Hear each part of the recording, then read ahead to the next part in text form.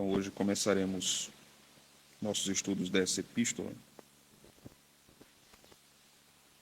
com esses textos. Atos 17, do verso 1 ao 9, depois 1 Tessalonicenses 1, do 1 ao 5.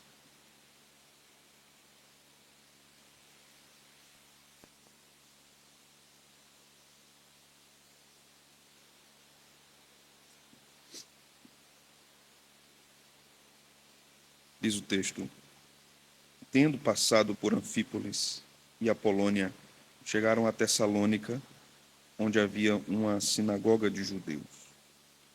Paulo, segundo o seu costume, foi procurá-los.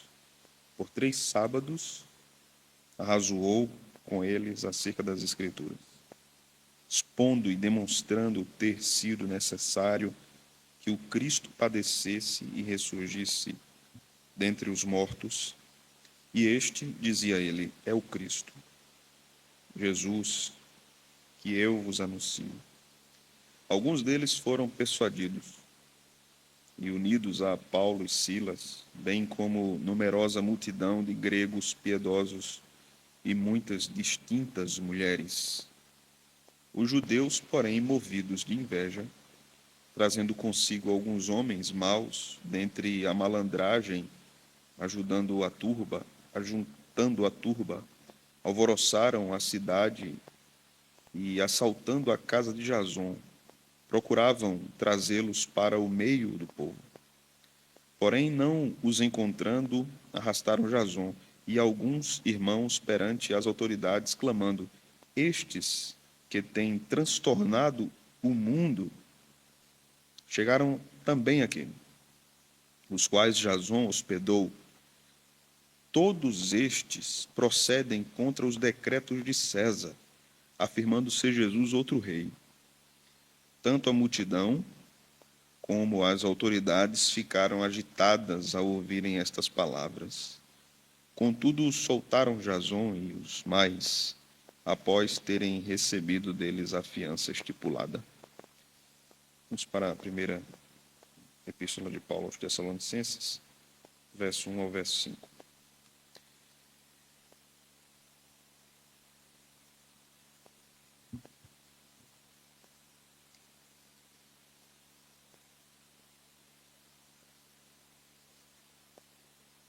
Paulo, Silvano e Timóteo, à igreja dos Tessalonicenses, em Deus, Pai, e no Senhor Jesus Cristo, graça e paz a vós outros.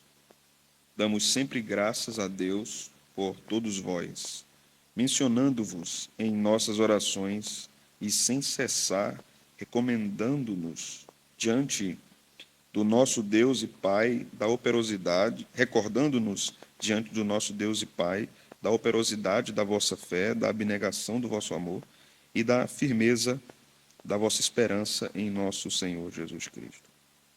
Reconhecendo, irmãos amados de Deus, a vossa eleição. Porque o nosso Evangelho não chegou até vós tão somente em palavra, mas, sobretudo, em poder, no Espírito Santo, e em plena convicção, assim como sabeis ter sido o nosso procedimento entre vós e por amor de vós. Amém. Vamos começar por Atos, depois nós vamos retornar aqui para a epístola de Paulo, né? Meus irmãos, se eu fosse dar um título a essa série de estudos que vamos ter dessa epístola, eu intitularia Uma Igreja Saudável. A igreja de Tessalônica nos mostra o exemplo de um povo que foi transformado pelo Evangelho. Aquela era uma igreja pequena, segundo dizem os estudiosos, e uma igreja muito convicta da sua fé.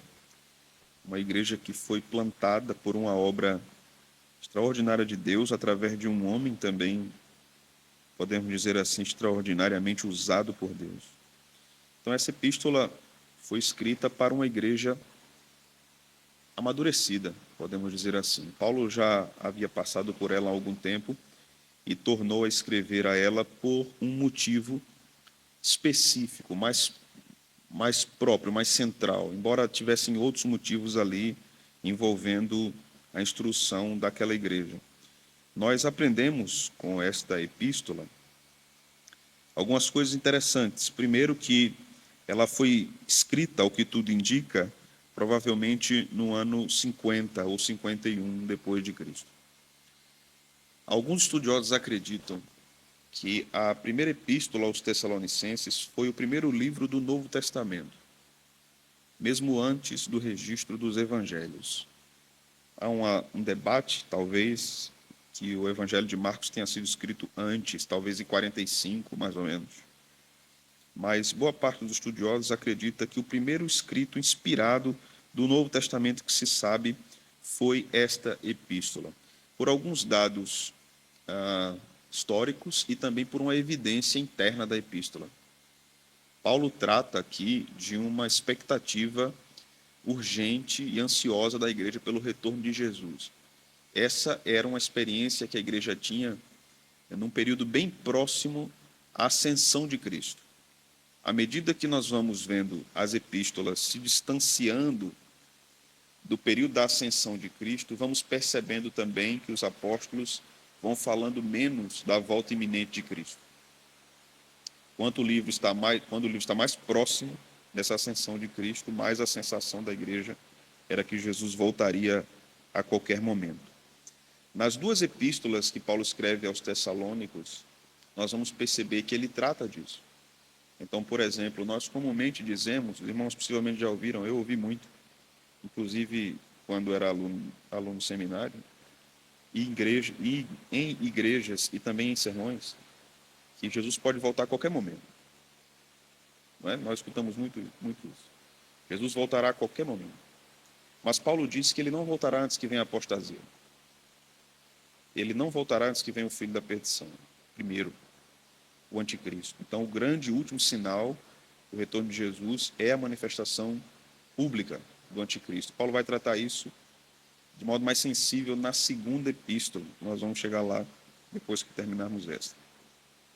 Então, a cidade de Tessalônica era muito interessante. Era uma cidade que foi fundada em homenagem à irmã de Alexandre o Grande. A cidade foi fundada pelo rei Cassandro, da Macedônia, por volta de 315 a.C. A fundação da igreja foi realizada por Paulo, que ficou naquela cidade durante 3 sábados.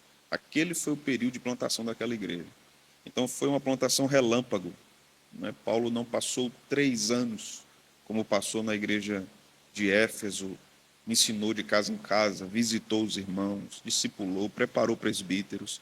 Ele não teve tempo para fazer isso em Tessalônica.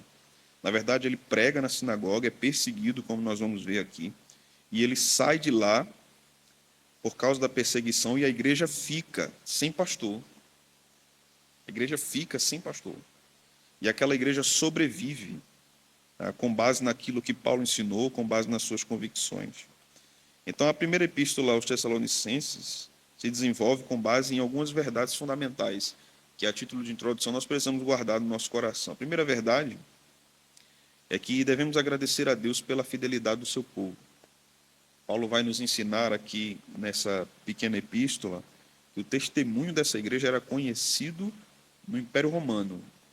E era uma igreja que estava numa cidade pequena, e que era uma igreja pequena, mas que, por causa da sua fidelidade ao Evangelho, o seu testemunho era conhecido. Por que nós devemos frisar isso? Por que nós devemos agradecer a Deus por isso? Nós vivemos um período, irmãos, em que tanto os pregadores como as igrejas estão ansiosos por relevância, por notoriedade. Há uma expectativa em ser referência. Nós não devemos desejar ser referência. Nós devemos desejar fidelidade. Porque, em nome da referência, a busca por referência, nós podemos estar vivendo um cristianismo de fachada, inclusive uma fidelidade doutrinária de fachada, vendendo um produto e não sendo aquilo que Deus quer que a sua igreja seja. Na era em que os sermões são gravados, transmitidos, na era em que A palavra é divulgada de várias formas, digitalmente falando, e não sou contra isso, mas podemos cair no erro de abraçarmos somente uma atuação de uma igreja saudável, atuação no sentido de atores, termos superficiais, não no sentido de um povo comprometido. É claro que os meios digitais, eles promovem a expansão da pregação. É mais fácil, inclusive, você encontrar uma igreja saudável hoje por causa dos meios digitais, por causa das redes sociais, do que anteriormente, né? Para você encontrar uma igreja, às vezes você passava muito tempo procurando, visitando um lugar, se você tivesse mudado de cidade, por exemplo. Hoje as pessoas já mudam de cidade sabendo onde vão congregar, graças à tecnologia, né? Então aqui o apóstolo Paulo também nos ensina uma segunda coisa em termos gerais, quando ele escreve a epístola aos Tessalonicenses. Paulo gasta 3 capítulos elogiando aquela igreja, irmão. 3. É muita coisa. E ele nunca fez isso em nenhuma outra epístola. São 3 capítulos dizendo que aquela igreja era uma bênção profunda para a sua vida e para a vida de outros, inclusive fora da cidade de Tessalônica. A terceira coisa que nós devemos aprender aqui é que os cristãos devem aprender a viver, com base no que aprendemos na epístola, de modo a agradar a Deus e não a homens. Os tessalônicos aprenderam isso, que o seu cristianismo estava de fato comprometido em agradar a Deus, não agradar a si mesmos, mas agradar ao Senhor e aquele que os salvou. Depois, nós aprendemos que os cristãos que morreram ressuscitarão quando Cristo voltar. Possivelmente esse era um problema, ou um problema não, mas uma dúvida que estava cerceando a igreja de Tessalônica. A igreja ali naquela cidade não tinha problemas doutrinários, como tinha as igrejas da Galácia, por exemplo. Ela não tinha problemas doutrinários, como tinha a igreja de Corinto, por exemplo. Estava a duvidar da ressurreição. Estavam se discutindo o que é que iria se fazer com os mortos se eles não foram batizados. Então havia uma série de discussões ali na igreja de Corinto, tanto em termos de relevância de algumas lideranças, a igreja se dividia quanto a isso. Fulano é mais importante, Beltrano é mais importante, eu sou mais propenso a seguir Paulo, Apolo, Pedro. Então a igreja de Corinto era uma igreja bem confusa, né? Que confundia os outros também. Não era o caso da igreja de Tessalônica, mas parece que a igreja tinha uma dúvida real. O que é que vai acontecer quando Cristo voltar com os que morreram? Como é que vai ser isso? E os que estiverem vivos, como é que vai ser isso? Essas discussões, ao que Paulo nos ensina aqui, já eram presentes no meio das igrejas do primeiro século. Como é que será essa volta? E Paulo, pelo que temos escrito, é o primeiro a esclarecer isso.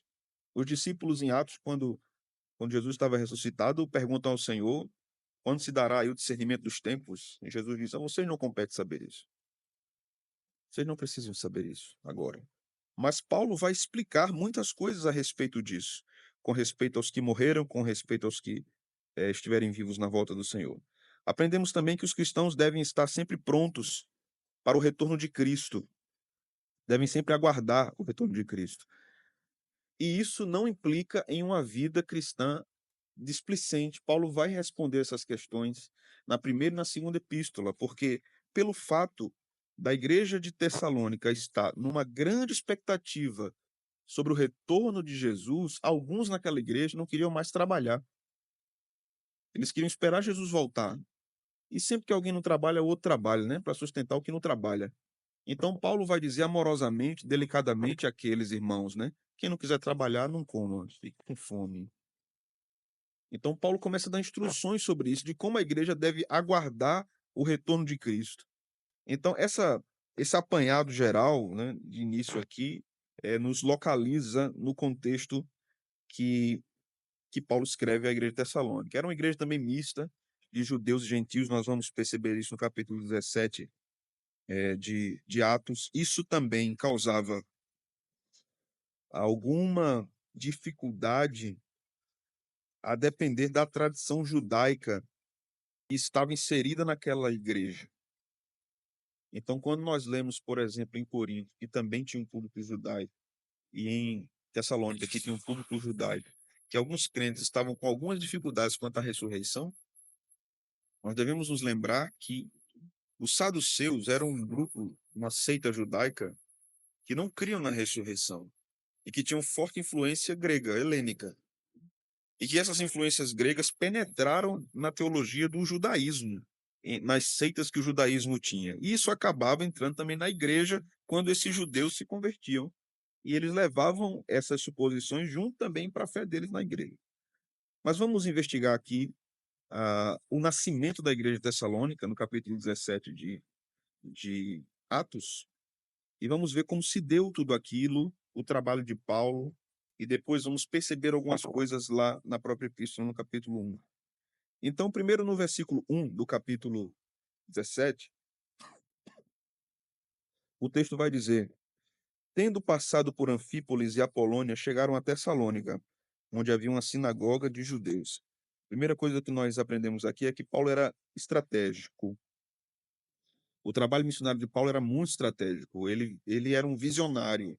Haviam, de fato, exames e cálculos por onde ir primeiro, como abordar primeiro, como fazer o trabalho. Então, haviam lugares muito específicos, por exemplo, Éfeso era uma cidade portuária muito interessante para fazer um trabalho de plantação e treinamento de obreiros e espalhar para toda a Ásia Menor. Então, era uma operação guarda-chuva ali, que se abriu o guarda-chuva, você espalhava tudo. Então, Paulo ia para grandes centros, mas ele ia também para cidades menores. E nós não podemos nos esquecer disso, que a igreja deve avançar não apenas para grandes centros, mas para também lugares menores.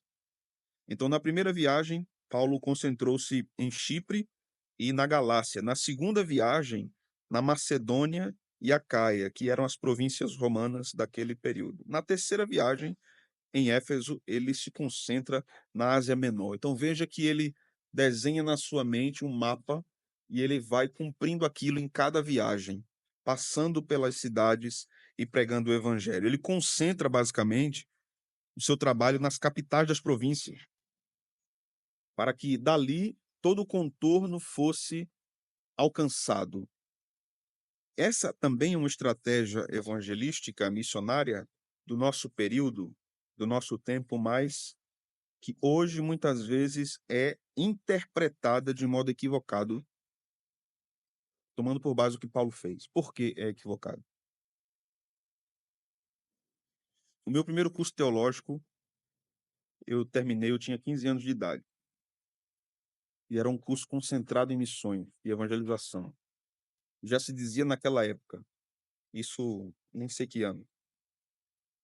Nós devemos plantar igrejas nos grandes centros, e dos grandes centros, as igrejas plantadas ali vão para outros lugares, para cidades adjacentes, cidades menores. Ainda hoje se fala isso, e ainda hoje as cidades menores não são alvo de investimento. Porque ainda hoje se quer plantar nos grandes centros. Então, o que é que ocorre? Ainda no nosso tempo, igrejas que são plantadas nos grandes centros e crescem, desejam plantar igrejas também em grandes centros, e não em cidades menores. Então, há cidades com 3.000 habitantes, 5.000 habitantes, 10.000 habitantes, minúsculas. As cidades são só uma rua, praticamente.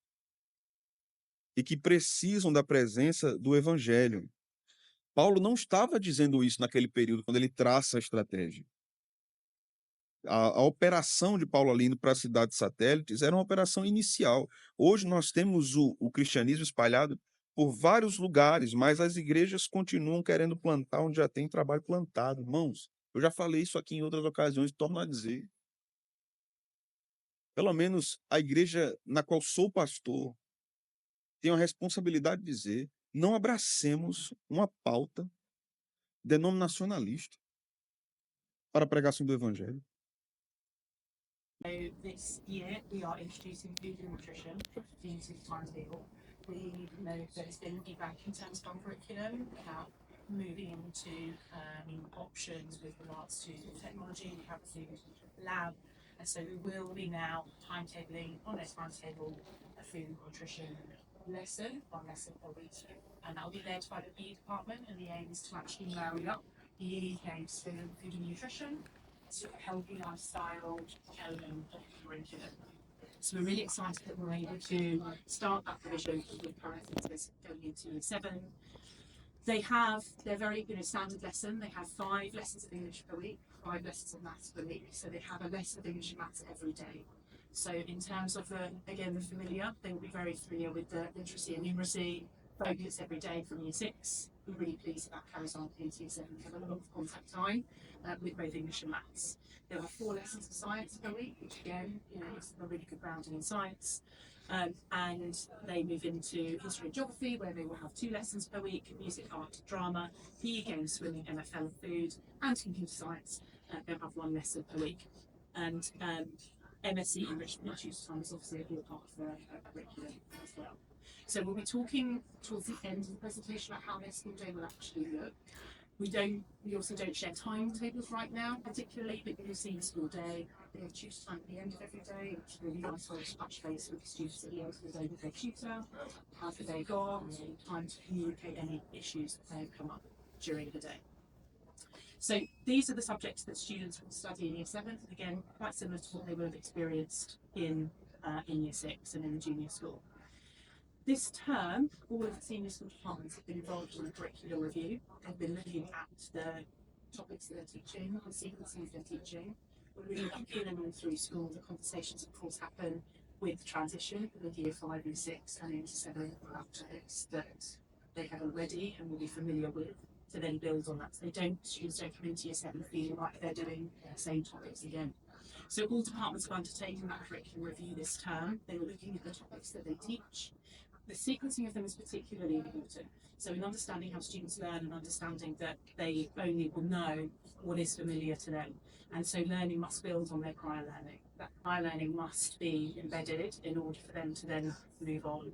And so in departments, they've been working on what we call a spiral curriculum, which draws back the skills that they'll need once they get to the end of Key Stage 4 for their external exams at GCSE.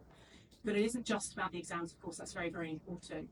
But the aim of the exam, any exam, is to try to assess whether a student has become proficient in that subject. And so the best way to think about it is proficiencies in the subject. So when you spiral back in history, what makes a good historian is their ability to argue cause and consequence, is their ability to see and analyse the source. They are skills that they will need to be able to do should they decide to do GCSE history, but they are also skills that a proficient historian would be able to do. And so the departments are spiral back their curriculum to expose students from year 7 and of course in junior school 2 how they can build on those skills to get them ready for Key Stage 4 and hopefully into Key Stage 5 when they begin their A-level options as well. So the curriculum is designed in such a way that they are becoming proficient in the skills they need to move through into year 7, year 8, year 9 and on to their examination years. And of course it's focused on the acquisition of skills and knowledge, which opens up the opportunities at Key Stage 4. So we have redone all of our curriculum maps. These will be familiar to you from the junior school. I really hope this QR code works. It's one of these moments where you will scan it and it doesn't take it as well. I've tested it a number of times, so I really hope that it does. And again, we'll be sharing this presentation in the newsletter, so please don't feel if it's not have multiple scans at the same time. Yeah, it will. Got it. You don't have to write anything down. It will be shared with you. We're getting a document. No, okay, it's lovely. Yeah. Hooray!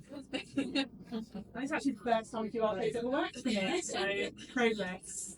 Yeah. So please, this is very detailed, okay? I think it's about 27 pages long, so it's certainly not for, for reading now. But what this shows you is term by term through the year what your child will study in each of the subjects on offer in the senior school. As a parent, particularly as students move through the senior school, getting information out of your children can become a little bit more difficult, I would say. What are we doing at school? It's all going fine. Everything's fine until it's not fine. It's very binary, isn't it? It's fine and then it's not fine. But how can we support them in actually what they're studying in their subjects? If they are struggling in English, in maths, in science, whatever subject it might be, what the curriculum that's really helpful for you as a parent to see is exactly what they're studying at that time. What we've added into the curriculum maps as well, which I think is really, really important for parents to see, for students to see, but also as teachers for us to be cognitive of, is how does each topic build on prior learning? So what is it you would expect your child to be able to now do that's then unlocked in term 2 and then unlocked further in term 3? So hopefully those curriculum maps are helpful in giving you an understanding of what's going on in each lesson. And you know, if there's anything in academic something, please do let us know. But this has been the sort of body of work that we've been doing this term to make this information much more accessible for parents. So you can see we used to share them term by term, but I think the annual overview helps you to see how that learning is sequenced and how it builds on from term 1 to term 3. But please don't feel like we've got this down. This will be shared in the Year 6 newsletter for this whole presentation. So I just wanted to drill down on the core curriculum to give you a sense of, again, how it's built. So the Key Stage 3 curriculum in all of our subjects is of course spiraled back from GCSE and the skills that they will need to do. But in GCSE English, ultimately they'll be assessed on prose, drama, non-fiction and poetry. They're 4 aspects of their English exam. But again, to really emphasise the point, the exams are really important, but also what would you expect students to be studying in English are these sort of core competencies, which is what the exam will eventually assess. And so what the curriculum then does is it's broken into 4 parts for each year group, year 7, 8 and 9, and they focus on those 4 skills. So in year 7, students start with prose, they start with Bone Sparrow, then they move into Shakespeare, they do Julius Caesar, then non-fiction is Leaders of Tomorrow, and then they move on to the poetry section. And the curriculum maps are just more detailed versions of this. So you can see exactly what they're studying, the key content, how they're going to be assessed at the end. Similarly with maths, you will be familiar with White Rose. So one of the ways in which the transition into senior school becomes more familiar than unfamiliar is that the maths department can also teach the White Rose curriculum.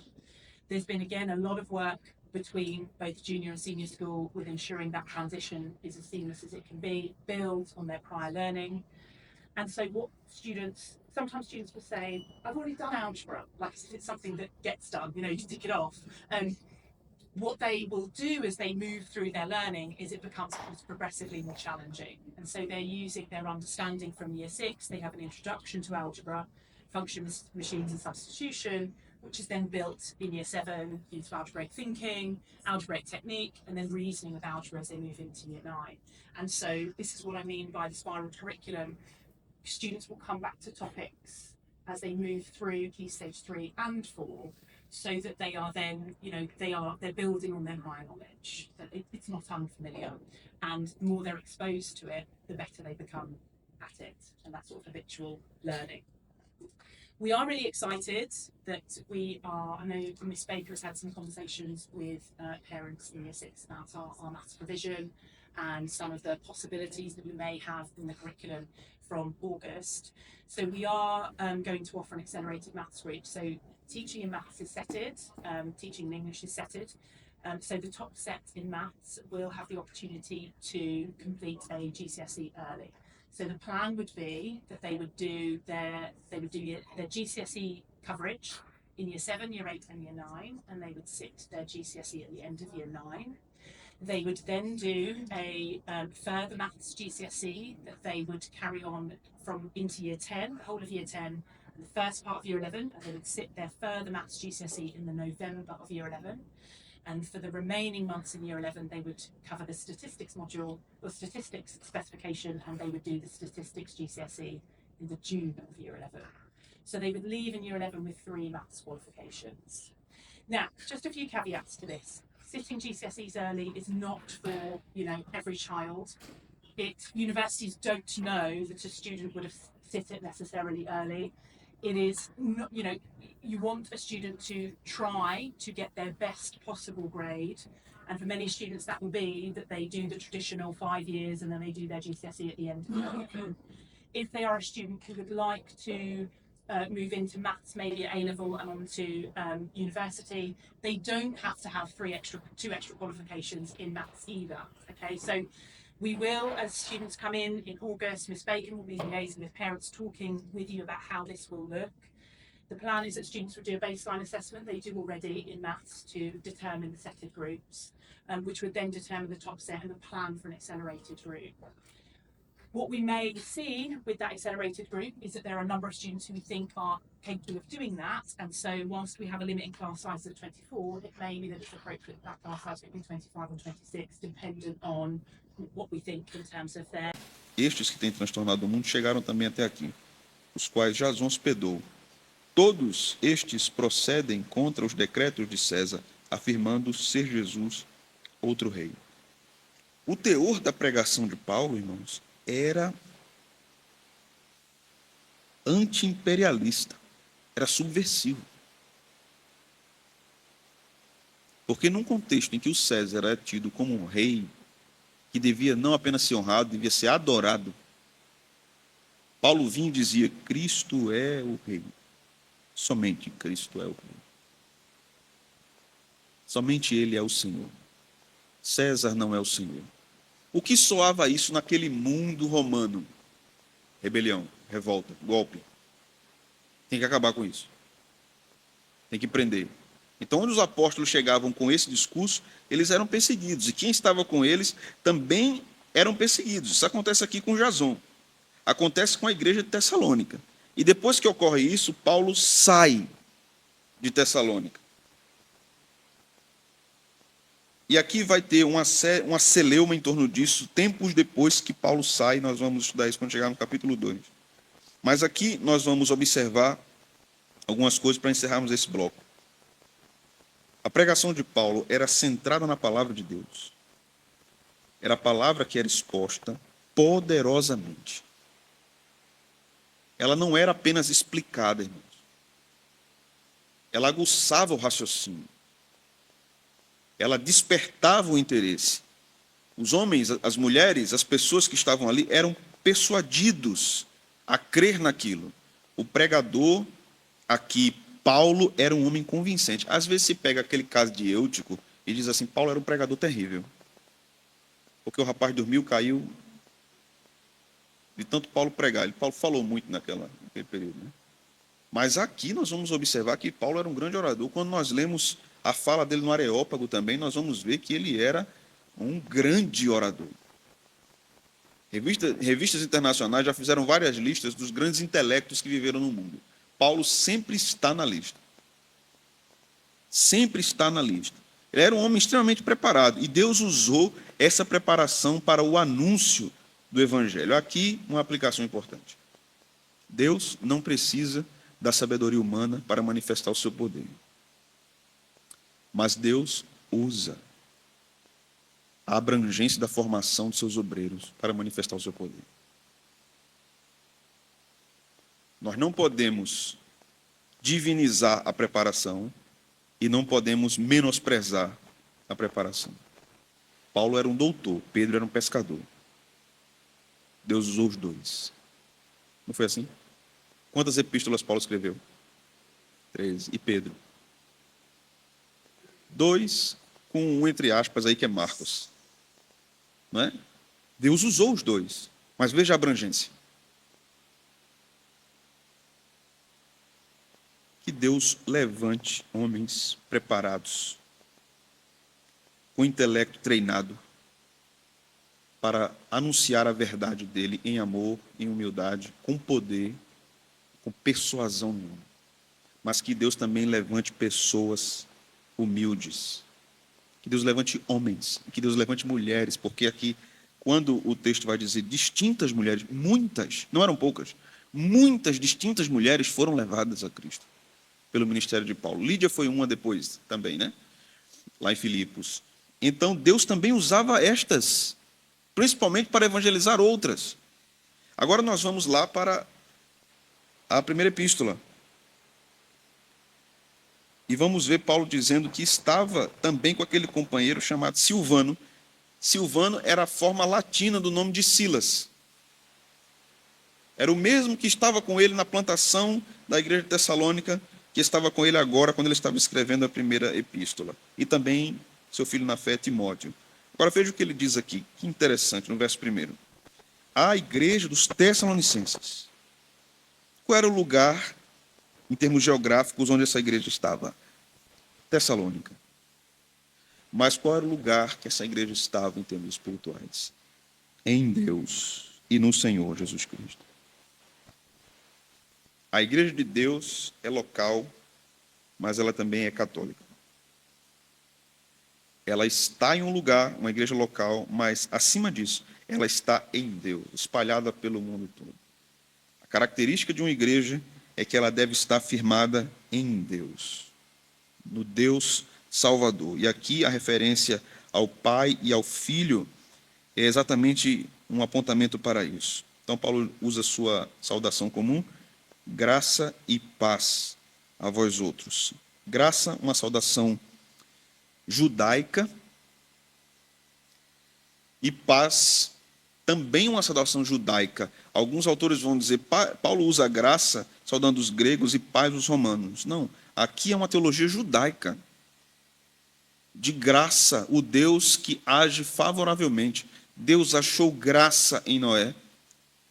Abraão creu em Deus e isso foi imputado como justiça. E vários outros textos, como em Deuteronômio, que Deus diz que amou o povo de Israel sem o povo merecer. E paz aqui é uma referência ao Shalom, não tem a ver com Roma. Não tem a ver com a paz romana, não tem a ver com a saudação romana, tem a ver com o Shalom de Deus. O Shalom de Deus na teologia judaica é o estado total de perfeição, saúde e prosperidade que o povo viverá no futuro, em termos escatológicos. Então, essa graça e essa paz são dadas porque o povo desfruta disso nessa ordem. A graça que salva e esse Shalom que vai se instaurando progressivamente até quando for o dia perfeito, até quando Jesus voltar. Por isso, nada de dizer paz e graça, irmão. Graça e paz, essa é a ordem teológica. Há uma moda no meio evangélico agora, né? Paz e graça. Não, que paz e graça, irmão? Graça e paz é o que diz a Bíblia, deixa de moda. Às vezes os crentes acham que até a ordem das coisas na Bíblia é aleatório. Não é, irmãos. Não é aleatório. Desconhecimento do contexto faz isso. Quando nós lemos, então, aqui, no verso de número 2, o texto diz: damos sempre graças a Deus por todos vós, mencionando-vos em nossas orações, e sem cessar recordando-nos diante do nosso Deus e Pai da operosidade da vossa fé, da abnegação do vosso amor, da firmeza da vossa esperança em nosso Senhor Jesus Cristo, reconhecendo, irmãos amados de Deus, a vossa eleição. Veja só que coisa maravilhosa Paulo nos aponta aqui, irmãos. Primeiro, ele diz que lembra-se daquela igreja, ele se recorda, ele ora por essa igreja constantemente, mencionando-vos em nossas orações e sem cessar recordando-nos. Então, aquela igreja era um referencial para Paulo. Quando Paulo pensava numa igreja que estava sendo abençoada por Deus naquele período, ele lembrava da igreja de Tessalônica. Meu Deus, como aquela igreja é uma bênção. Aqui é um exemplo maravilhoso de quando uma igreja tem o poder de ser uma bênção profunda para a vida do seu pastor. E quando é que essa igreja é isso? Não é quando dá presente, não é quando faz aniversário dele, não é nada disso, irmãos. É quando ela está comprometida com o evangelho da graça de Deus, profundamente. Isso é o que traz alegria ao coração de um ministro. Então ele diz, eu sem cessar, irmãos, me lembro, me recordo diante do nosso Deus e Pai. E se recorda de quê? Primeira coisa que ele diz aqui, operosidade da fé. O que é que significa isso?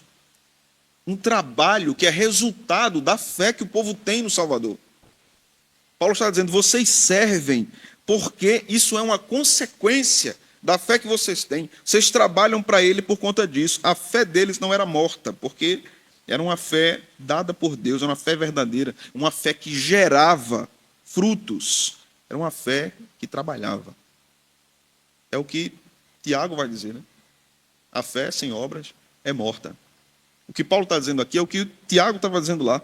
Depois Paulo vai falar da abnegação do amor. O que é isso? É um esforço grande, motivado pelo amor. Paulo está falando da relação da igreja Dentro dela, viu? Dentro dela mesma. Paulo está falando de um serviço mútuo dentro da igreja. Paulo está falando de um amor que era motivado por essa transformação do coração.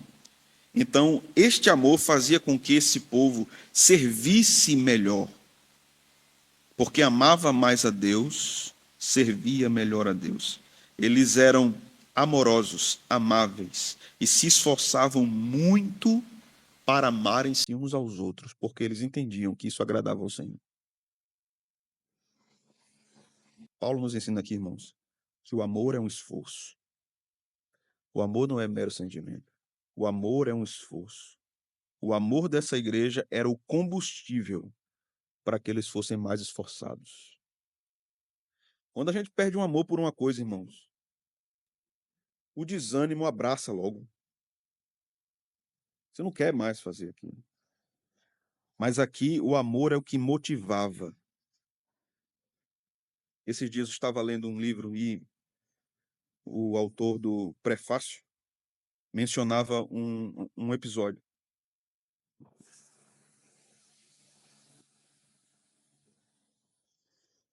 Um episódio muito interessante de um falecido pastor que morreu recentemente, chamado Timothy Keller. Era um pastor norte-americano que plantou uma igreja em Nova York, a Redeemer, uma igreja presbiteriana, uma igreja contemporânea, viva, muito ativa, uma igreja com milhares de membros que plantou mais de 300 igrejas no mundo. Para vocês terem uma ideia, Timothy Keller plantou igreja em Recife, em vários lugares do mundo, apoiou várias igrejas, direta e indiretamente. No caso de Recife não foi diretamente, foi indiretamente. Mas em São Paulo, ajudou igrejas que nasceram e essas igrejas plantaram outras igrejas. Então, igrejas que receberam a ajuda dele hoje já plantaram mais de 50 outras igrejas. Eles tinham uma política na Redeemer que era: nós vamos ajudar a plantação dessa igreja com 50% do seu orçamento. Quando essa igreja se tornar autossuficiente, ela ajuda outra igreja com 50% do seu orçamento a ser plantada, do orçamento da outra igreja, orçamento inicial. Então ele foi um homem muito utilizado por Deus e foi um dos maiores pregadores intelectuais que a igreja evangélica reformada, de tradição reformada, já teve no século XX. Timothy Keller pastoreou uma pequena igreja quando ele saiu do seminário. Foi com sua esposa cuidar daquele rebanho. E de lá ele saiu e foi plantar essa igreja em Nova York. Quando ele completou 25 anos de ministério, a sua igreja atual fez uma comemoração celebrando a Deus em ação de graças pela vida do seu pastor. E aquela igreja, que foi a primeira, o convidou para pregar. Pastor, venha pregar aqui, nós temos saudade de você. 25 anos depois ele volta na sua primeira paróquia. Encontrou aqueles irmãos que estavam lá na época. O escritor diz no livro que Keller chegou a pregar nessa pequena igreja, em média, 1.600 sermões. Muitos sermões, muitos sermões. 1.600. Mas quando ele volta, ele prega. É uma maravilha a presença dele ali, a igreja é edificada e a igreja tem um tempo com ele, um tempo de confraternização. Um detalhe de quando a igreja estava com aquele pastor. Ninguém que estava naquela época que ele foi pastor mencionou nenhum sermão que ele pregou. Ninguém mencionou nenhum sermão. Mas aqueles irmãos lembraram de quando ele visitou os enfermos, de quando ele estava nos funerais com os enlutados, de quando ele aconselhou mulheres viúvas, de quando ele estava nos momentos mais difíceis e tristes daquela igreja e nos mais alegres. Ou seja, o que mais marcou aquela igreja não foi o que aquele homem disse, foi o que aquele homem viveu com aquele povo. Sensacional. É isso que Paulo está ensinando aqui sobre o cristianismo. Um amor abnegado, um amor doado, um amor motivado a servir. Quando Paulo, então, fala da firmeza da esperança daquele povo, ele está dizendo que essa é a esperança da volta de Cristo. Aqui há uma conexão, irmãos. A fé que trabalha com o amor persistente, abnegado, que serve e a esperança da volta. Se o amor precisa ser aperfeiçoado, era assim que pensavam os Tessalonicenses. Se, quando o Senhor voltar, nós vamos viver o amor de modo perfeito, o serviço de modo perfeito, o trabalho movido pela fé de modo perfeito, é aqui que a gente tem que treinar. Não é lá que a gente vai aprender, é aqui que a gente tem que aprender. Se lá nós vamos amar mais, aqui nós já devemos aprender a amarmos mais. Se lá nós vamos servir mais, aqui nós devemos aprender a servirmos mais. Então, o que aprendemos aqui, finalmente, para nosso fim? Em primeiro lugar, meus irmãos, aprendemos que Paulo, de fato, era um homem estratégico. Verdadeiros líderes são estratégicos. Mas essa estratégia não confia na sabedoria humana. Ela se submete às curvas que Deus pode dar. Porque em vários outros momentos, Paulo planejou um caminho e Deus disse não. E ele se submetia àquilo. Em outros dados momentos, Paulo planejava algo e Deus não se opunha àquilo e ele entendia então que o Senhor estava dirigindo ele por ali. E esse é um ponto. A fé em Deus não é contra a inteligência humana. Sermos estratégicos não é falta de fé. Pelo contrário, nossa inteligência deve ser usada para a glória de Deus. Paulo era um verdadeiro plantador de igrejas, mas também era um líder muito inteligente. Há uma profecia no Antigo Testamento que diz isso. Eu vos darei pastores que vos guiem com sabedoria e inteligência. Há uma profecia sobre isso. Segundo, irmãos, a pregação paulina tinha duas grandes características. Ela era racional e inteligente. As pessoas entendiam o que ele estava dizendo. A retórica é a organização do argumento. O raciocínio de Paulo era bem construído e era facilmente compreendido. As pessoas estavam sabendo o que é que ele estava dizendo. Essa era a primeira característica. A segunda característica, a pregação de Paulo tinha Cristo no centro. Isso tornava a pregação poderosa. Não era a construção, não era a inteligência em formar os argumentos, não era a lógica que ele usava, mas Cristo sendo o centro. Mas ele não descartava a linguagem humana para comunicar o evangelho de modo mais eficaz. Devemos observar isso numa pregação, irmãos. Esta é a pregação apostólica de Paulo, profundamente inteligente, profundamente espiritual. Uma pregação para que seja espiritual não precisa abraçar um padrão de ignorância para dizer que é espiritual. Eu cresci ouvindo, irmãos, Deus me deu o sermão agora.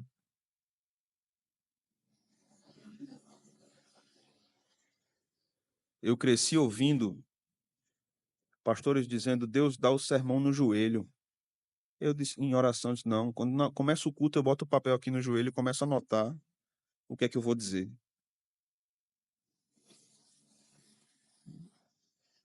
Depois de ouvirmos a exposição das Sagradas Escrituras, que gera saúde para os ossos da igreja, nós não queremos outra coisa.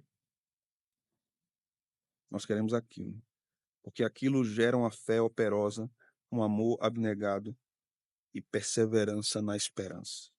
Que Deus nos abençoe, irmãos. E que o Senhor nos faça aprender muito com a igreja de Tessalônica. Vamos orar?